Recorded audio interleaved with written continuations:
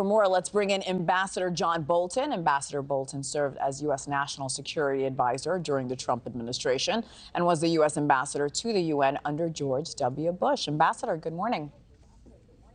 Glad to be with you. So CIA Director looking ahead, Bill Burns will reportedly meet with Israeli Prime Minister Netanyahu today in a few hours. What can we expect? Well, this is part of the pressure campaign that the Biden administration has been putting on Israel. Really incredible political pressure. And as you were just discussing earlier, now actually withholding weapons that Israel believes it needs to carry out its campaign. I can't predict whether Netanyahu will ultimately buckle under the pressure or not. But I think it's been a huge mistake for Israel to delay finishing off Hamas in Rafah for as long as they have. It's several months now that this attack on the last strongholds of Hamas in Rafah has been clear to everybody that Israel wanted to do it. And the longer they wait, the harder it's going to be, higher the casualties for Israeli defense forces. The Hamas strategy is to endanger its own people and to convince others that Israel shouldn't be allowed really to carry out its own self-defense because of Hamas's brutality. This really is a terrorist veto at work here. Yeah, not to mention the high death rate for Palestinians. You brought up pausing weapons deliveries. What kind of impact do you think that will have to Israel's strategy on the Gaza Strip? Well, it depends really on how significant it is compared to the stockpiles Israel already has. And I would expect that Israel is also now looking for alternative sources of weapons. If the U.S. Administration is really serious about cutting off more, Israel is going to have to fend for itself, and I don't doubt that they will.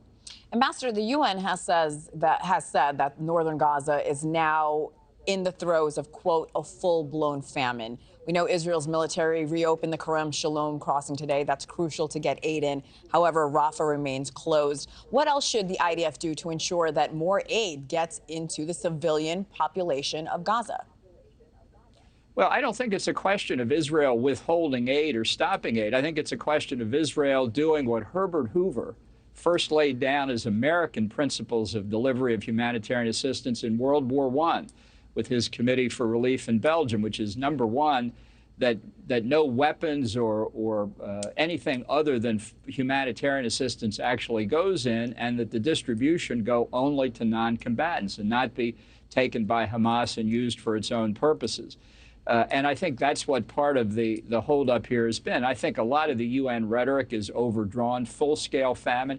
I mean, I don't wish harm on any of these Gazan residents here, let me be clear.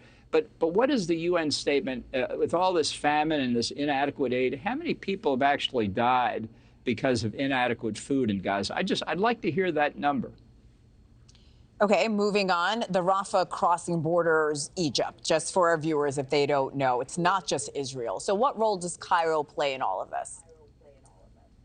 Well, this is another interesting facet of this whole struggle. The Egyptians have flatly refused, unequivocally, no ambiguity, to let any Palestinians leave the Gaza Strip, even for temporary refugee camps inside Egypt. I'm not saying that these camps would be attractive to anybody except under extreme circumstances, but isn't it better to get the people out of Gaza entirely and into Egypt? And yet Egypt says no. And what does the White House do there? Biden is too preoccupied with putting pressure on Israel to put pressure on Egypt to take these poor people as refugees. I think you make a really good point that neighboring Muslim countries are not letting Palestinians in. I think a lot of our viewers do forget that. Thank you for that. Ambassador John Bolton, we appreciate your time, sir. Thanks for watching, everybody. Go to joinnn.com to find NewsNation on your television provider. Also, don't forget to click that red subscribe button below to get more of NewsNation's fact-driven, unbiased coverage.